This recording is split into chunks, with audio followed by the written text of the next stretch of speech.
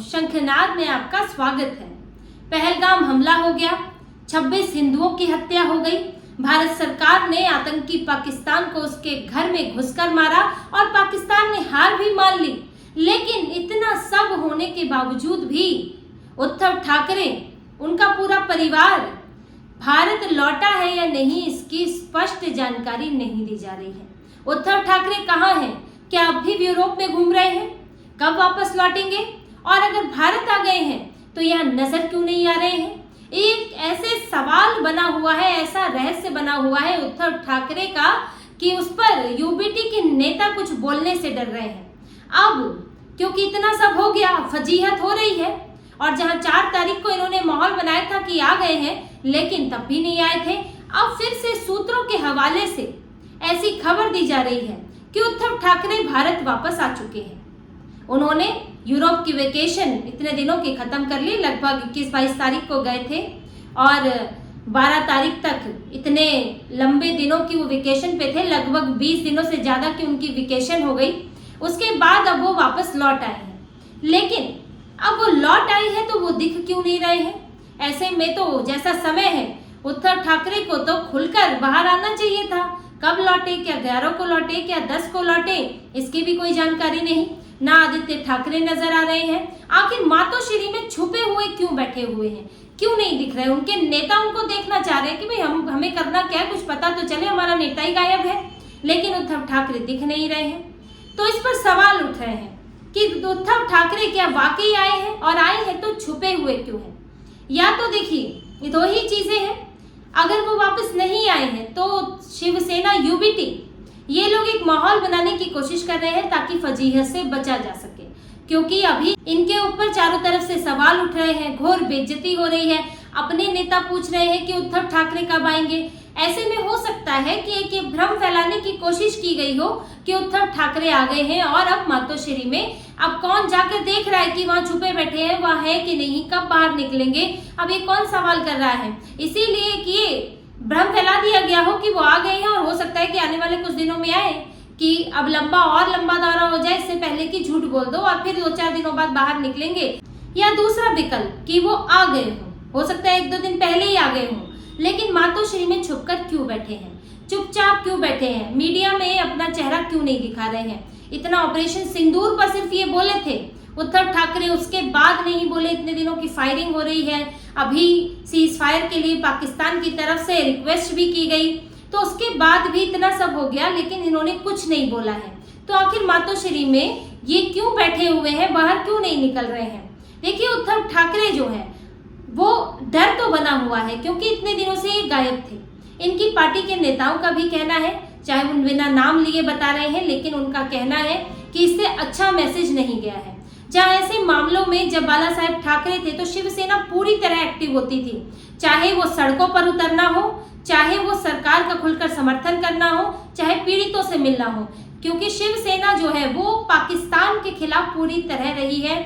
बाला साहेब ठाकरे जितना भाजपा पाकिस्तान के खिलाफ नहीं रही, उतने बाला साहेब ठाकरे रहे हैं। पिच खोदने से लेकर पाकिस्तानी फिल्मों को बंद करवाना, कलाकारों को बाहर देश से भगवाना और पाकिस्तानियों को यहाँ से निकालना, इसमें बाला साहेब ठाकरे सबसे आगे रहे हैं। उनकी सोच स्पष्ट और सख्त रही है। लेकिन अब जब ऐसा बड़ा मौका था, यानी कि ऐसा क्रूशियल समय था, जब लोगों को आपकी जरूरत थी, जब आपका कंधा चाहिए था, जब मजबूती चाहिए थी, तब आप गायब थे। जब पहलगाम का हमला हुआ तब आप उसके आसपास ही यहाँ से गए थे, आपको लौट आना चाहिए था 4-5 दिनों में, लेकिन आप नहीं आए। 29 अप्रैल को राज ठाकरे आ गए, फिर भी नहीं आए। आपको मालूम था इतना बड़ा हमला हो गया, लेकिन आप अपने ही व्यस्त हैं कि आपको वहां पर मीटिंग करनी है अपनी पार्टी के लिए, अपना चुनाव जीतने के लिए। लेकिन आप चुनाव किसके लिए जीतते हैं? जनता के लिए जीतते हैं कि आप जनता के लिए काम कर सके, और जनता को ही भूल गए। वहां पर महाराष्ट्र के भी विक्टिम थे, हिंदू मारे गए थे धन पूछ कर, लेकिन उद्धव ठाकरे को मतलब नहीं है। सोचिए स्तर कहाँ गिर गया है, लालच कहाँ तक चला गया है। हिंदू मर जाए, इनकी आंखों के सामने मर जाए, लेकिन ये उधर जो है राजनीति का अपना भाषण देते रहेंगे। ये स्थिति इनकी हो गई है। ये वापस नहीं लौटे। उसके बाद भारत सरकार ने भी हमला कर दिया। पता था कि भारत सरकार रिटेलिएट करेगी, बार बार बोल रहे थे, बड़े बड़े नेता बोल रहे थे, तब भी नहीं आए। और इसके बाद तो फिर हालात और अपना जो है और बढ़ते गए और उद्धव ठाकरे की चुप्पी भी बढ़ती गई। तो ये स्थिति में अब इन्हें निकलने में डर लग रहा है। फिर साथ में देखिए इनके लिए स्थिति इनके संजय राउत ने भी खराब कर रखी है। डर और शर्म की बात पैदा हो गई है कि अब जाए तो किस मुंह से जाए। अपने नेता सवाल करने को तैयार है, जो अभी ही बोल रहे हैं कि ये ठीक नहीं था, बिल्कुल उलट हुआ है। ठाकरे परिवार की और शिवसेना की जो छवि है उससे बिल्कुल उलट हुआ है और इसमें संजय राउत का भी बड़ा योगदान है। संजय राउत ने तो पाला तो बदला ही, एकदम राहुल गांधी के चरणों में बैठ गए, लेकिन साथ ही उन्होंने एक तरह से यूबीटी को, शिवसेना यूबीटी को सेक्युलर गैंग के हाथों बेच दिया। ऐसे बयान दे दिए जो आज तक उद्धव ठाकरे ने नहीं दिए हैं। उनकी पार्टी लाइन पर भी नहीं जाते हैं। उद्धव ठाकरे से कोई पूछेगा तो वो खुद इस बात से इनकार कर देंगे, लेकिन संजय राउत ने ये बयान दिया। और देखिए उनके बयान, संजय राउत ने क्या कहा कि जो पहलगाम के आतंकवादी थे उनको पकड़कर यहाँ लाया जाए, फिर यहाँ जो विक्टिम है उनसे पहचान कराई जाए और फिर उनको यहाँ मारा जाए। वहां तो फर्जी एनकाउंटर बहुत होते हैं, यानी कि सबूत मांग रहे हैं। फिर ये सबूत मांग रहे हैं। इन्हें ये भरोसा नहीं है कि भारतीय सेना जो वहां पर काम कर रही है कश्मीर में, जम्मू कश्मीर की जो पुलिस वहां पर लगी हुई है, खुफिया एजेंसियां लगी हुई है, वो अगर आतंकवादियों को पकड़ेंगे और पकड़ने के दौरान अगर वो मर जाएंगे तो इनको भरोसा नहीं है कि सही आदमी को मारा होगा। इन्हें लग रहा है कि झूठ बोल देते हैं कि वहां से तो आ जाता है, ये मर गया, वो मर गया। अब संजय राउत से पुष्टि करानी पड़ेगी किसी को। संजय राउत लिख कर देंगे कि भारतीय सेना ने सही व्यक्ति को मारा। ये गिरने की हद होती है, जैसे कि पुलवामा में, उड़ी के समय पर इन लोगों ने किया कि सबूत लाओ। भारतीय सैनिक वहां पर जाते हैं, एलओसी पार करके गए हैं, जान हथेली पे रख के गए हैं, वहां पर अपना टारगेट नष्ट करके आ रहे हैं। उन सैनिकों को कैसा लगता है जब ये बोलते हैं कि लाओ भी सबूत लाओ? मतलब एक अपनी जान जोखिम में डाली, ऊपर से आप उनके बलिदान को भी नहीं मान रहे हो। ये हालत है इन लोगों की। तो संजय राउत को तो बयान देना ही है, भले ही अपना नेता इनका विदेश में बैठा है, यूरोप में घूम रहा है और सवाल क्या उठा रहे हैं सामना में पीएम मोदी पर कि उन्हें पद पर बने रहने का अधिकार नहीं है। उन्होंने सीज फायर क्यों किया? उन्होंने समझौते का उल्लंघन क्यों किया? कश्मीर के मामले में ट्रंप ने कैसे बोला? अब ये संजय राउत के सवाल है। संजय राउत जैसे आदमी जिनका अपना नेता यहाँ नहीं बैठा है और ये इस पर जवाब देने को राजी नहीं है कि उद्धव ठाकरे कहाँ हैं और कब लौटेंगे, ये पूछ ले कोई तो बिदक जाते हैं। संजय राउत हो चुका है ऐसा, 2-3 बार पत्रकार ने पूछा तो बिदक गए और फिर दूसरी बातें उठपटांग बोलने लगे, क्योंकि अब फजीहत तो होती है, कितनी बड़ी घटना हो रही है और आपका ये हाल है। और संजय राउत यहाँ पीएम मोदी पर सवाल उठा रहे हैं, जिन्होंने पाकिस्तान के रावलपिंडी में, जिनके आदेश से सेना ने रावलपिंडी में मिसाइल गिराई है, जिनके राजनीतिक नेतृत्व ने सेना को इतनी बड़ी हिम्मत दी है, इतना करने की छूट दी है। और मनमोहन सिंह के समय में क्या होता था, ये किसी से छुपा नहीं है, सिर्फ कबूतर ही उड़ाए जाते थे और डॉजियर भेजे जाते थे। ये कांग्रेस के समय में हुआ करता था। लेकिन संजय राउत का मुंह तो तब के लिए नहीं खुलेगा, क्योंकि वो आका लोग हैं और यहाँ खुलेगा। और अपने नेता इनके गायब हैं, इनको शर्म आनी चाहिए कि इस्तीफे की बात कर रहे हैं उस प्रधानमंत्री से जिन्होंने आतंकवाद के खिलाफ अब तक की सबसे बड़ी कार्रवाई की है। युद्ध अपनी जगह है, युद्ध हुए हैं भारत में, लेकिन जब से आतंकवाद पनपा है तब से अभी तक पाकिस्तान के खिलाफ ऐसी कार्रवाई नहीं की गई थी। ये भारत ने किया है, ये जानते हुए कि उसके पास न्यूक्लियर हथियार है। पहला भारत ऐसा देश है जो किसी न्यूक्लियर हथियार वाले, परमाणु हथियार वाले देश के खिलाफ जिसने कार्रवाई की है। और संजय राउत के ऐसे बयान है, देखिए जैसे कि कुछ जानकार भी कह रहे हैं कि ऐसा नहीं होता है कि आपकी पार्टी का जो सबसे बड़ा नेता है वो हमेशा ही हो, लेकिन वो किन्हें रखता है सलाहकार, वो अपनी जगह जिम्मेदारी किसे देता है, ये मायने रखता है।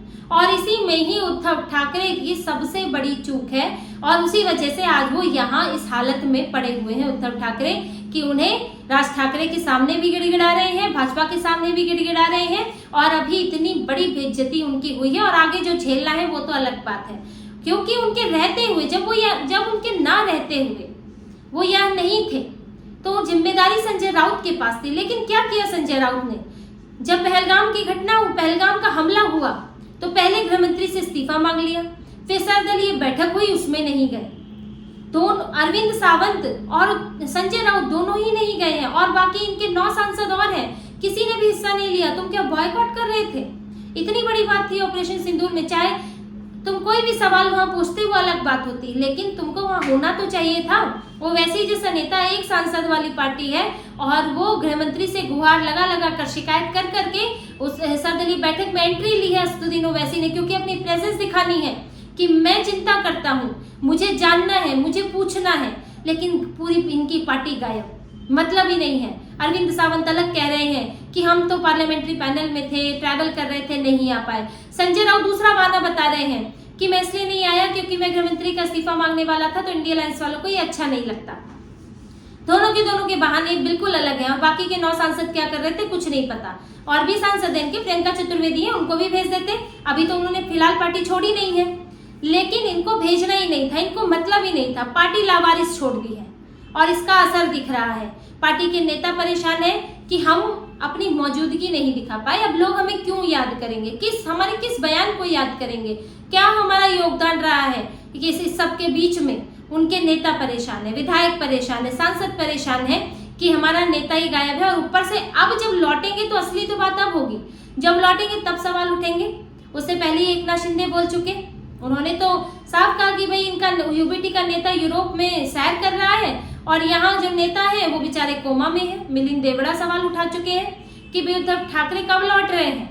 इतना सब, इतनी बड़ी घटनाएं हो गई हैं और उद्धव ठाकरे बाहर है, यूरोप का आनंद ले रहे हैं। उनके ऊपर हर पार्टी सवाल उठा रही है। देवेंद्र फडणवीस कह चुके हैं कि जनता नहीं भूलेगी कि उद्धव ठाकरे ने कैसा धोखा दिया है, उद्धव ठाकरे ऐसे समय पर गायब रहे हैं। तो ये सारी बातें उद्धव ठाकरे के खिलाफ जा रही है और उन्हें डर भी है कि अब जब निकलेंगे मीडिया सामने पड़ेगी, चाहे उद्धव ठाकरे के चाहे आदित्य ठाकरे के, तो सवाल तो पूछेगी कि आप पहलगाम के समय पर कहाँ थे, उसके बाद आप कहाँ थे, आप यूरोप से वापस क्यों नहीं लौटे। अब जवाब तो देना पड़ेगा और देना पड़ेगा तो उसके लिए अब सोच रहे हैं मातोश्री में बैठ के कि कैसे इज्जत बचाऊं। और इस बीच उनको कुछ और झटके भी लगे हैं, अभी तो वो सदमों से ही निकल रहे हैं। डर, शर्म, सदमा सब लगा हुआ है उद्धव ठाकरे को। यहाँ उनके जो प्रिय नेता संजय राउत राहुल गांधी की तारीफ में जुट गए थे। राहुल गांधी को लेकर बोला बहुत ही साफ सुथरी छवि वाले ईमानदार नेता है और ऐसा नेता मिलना देश को सौभाग्यशाली है। सौभाग्य की बात है कि हमें ऐसा नेता मिला। ये संजय राउत ने तारीफ की थी राहुल गांधी की जाति जनगणना पर और जो सिख दंगों की जिम्मेदारी उन्होंने ली थी उसको लेकर। अब इतनी तारीफ कांग्रेस के अपने नेताओं ने नहीं की है कि हमारे नेता बड़े साफ सुथरे और ईमानदार छवि वाले हैं, ये संजय राउत ने की है। संजय राउत को तो चापलूसी ही करनी है उन लोगों की। उद्धव ठाकरे और संजय राउत की हरकतों से पार्टी के नेता परेशान है, पार्टी में हंगामा चल रहा है और उद्धव ठाकरे के पास अब नेता नहीं बचे हैं। अभी प्रीति बंद छोड़ के गई थी या नासिक से, उससे पहले कई और नेता छोड़ चुके हैं और जो इन्होंने सेक्युलरिज्म का इनको कीड़ा काटा हुआ है संजय राउत को और उसके साथ ही उद्धव ठाकरे को, अब इनकी पार्टी में देखिए बचा कौन है। ये जो बचे हैं वो सेक्युलर हैं, जिनको सेक्युलर नाम की बीमारी लगी हुई है, और जो हिंदू नेता है वो एकनाथ शिंदे या बीजेपी के साथ चले गए हैं। तो बचा कौन है? ये बची है इनकी पार्टी के परिवार, ये उद्धव ठाकरे के परिवार के लोग ही इनके साथ है। बस ये जो कोर ग्रुप छोटा है और इनका जो बेटा है, सिर्फ यही इस वक्त इनकी पार्टी में बचे हुए हैं। कोई इनमें से हिंदू नहीं है, वो हिंदुओं के लिए सोचते नहीं है। सेक्युलरिज्म यानी कि मुस्लिम परस्ती, तुष्टीकरण इनके अंदर तक घुस गया है और इस कारण जो भी हिंदूवादी नेता है वो उद्धव ठाकरे की पार्टी को छोड़ रहा है। वो अपना मुंह छुपाने की स्थिति उनकी आ गई है। लेकिन आपके सवाल से आप बचो ना बचो, लेकिन जनता के कोप से नहीं बच पाओगे। और बीएमसी में आपने जो अभी हिंदुओं के साथ गद्दारी की है, जो आपने अभी देश का साथ छोड़ा है और विदेश में आप मजे कर रहे थे, अब जनता भी आपको बीएमसी में मजा चखाने वाली है। तो इसी तरह की और खबरें और विश्लेषण आपके लिए लाते रहेंगे। हमसे जुड़े रहिए, सब्सक्राइब कीजिए, कमेंट कीजिए। बहुत बहुत धन्यवाद। जय श्री राम।